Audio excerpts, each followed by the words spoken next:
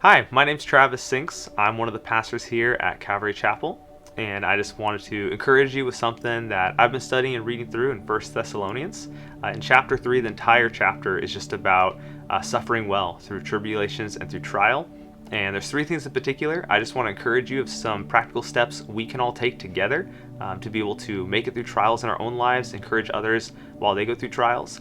It begins in the very beginning of the chapter where Paul is telling the church of Thessalonica that in verse 2, he says, "We sent Timothy, our brother and God's co-worker in the gospel of Christ, to establish and exhort you in your faith, so that no one may be moved by these afflictions."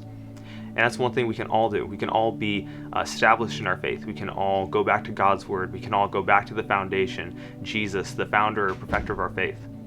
We can all be exhorted by each other, encouraged, reminded of the things that we need to be doing, the things we need to be believing, the God we need to rely on. And then the second thing he tells us to do is in verse 7, he says, "Within all of the distress and affliction, we have been comforted about you through your faith." They were worried that they'd given up on their faith. Paul and Timothy were worried that the church had given up.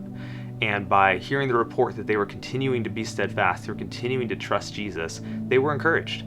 And sometimes that's all we need. It's been said that you know that someone needs encouragement as long as they're breathing.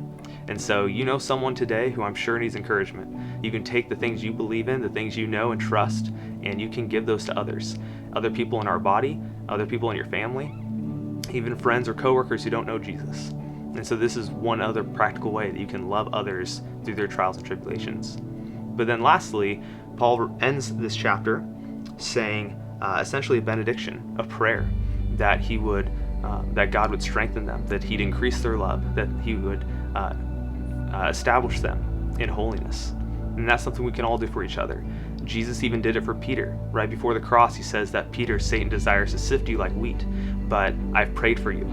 And when you come back, you need to go back to your brothers." We can continue to pray for each other.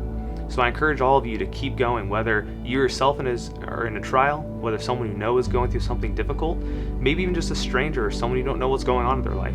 You can surely establish them, exhort them, you can encourage them through your experiences and through God's truth, and you can always be praying for them. So I encourage you to do that regardless of your phase of life. There's someone around you who needs it, and maybe you need it yourself. So let's continue to do that for each other.